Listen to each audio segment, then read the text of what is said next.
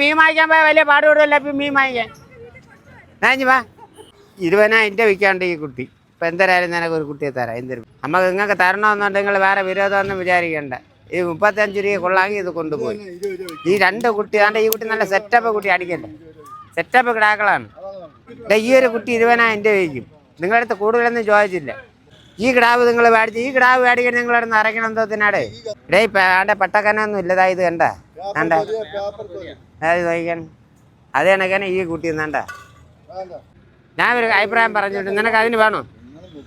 എടാ അത് അങ്ങനെ തരാൻ മുതലെടുക്കാത്തതുകൊണ്ടാണ്. അതുകൊണ്ടാണ് ഒരു പറഞ്ഞതിനകത്തും കേള് രണ്ടും കൂടെ കൊണ്ടുപോകും.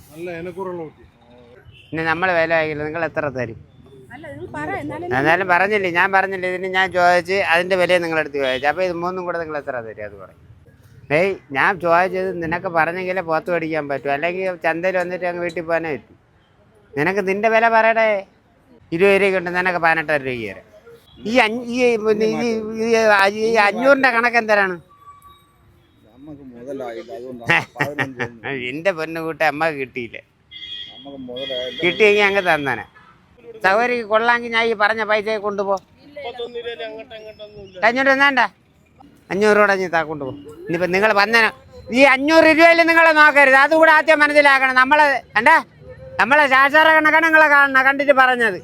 500 രൂപയിൽ നോക്കണം. തേര് 500 രൂപ കൊടുത്ത് നീ മേടിക്കൂ. നീ കണക്കിന് അല്ല, ഈ കണക്കിന് മീൻ വാങ്ങിക്കാൻ പോയി കൊച്ചേ കേട്ടു 31 തന്നെ. 500 രൂപയിൽ മക്കളെ നോക്കല്ലേ, നല്ല കന്നല്ലേ, അതുകൊണ്ടല്ലേ കൊണ്ടുപോകാൻ പറയണം. ഇപ്പം നിങ്ങളല്ലെങ്കിൽ നമ്മൾ വേറെ ആരെങ്കിലും കൊടുക്കും. പോത്തോണ്ട് പോരാ.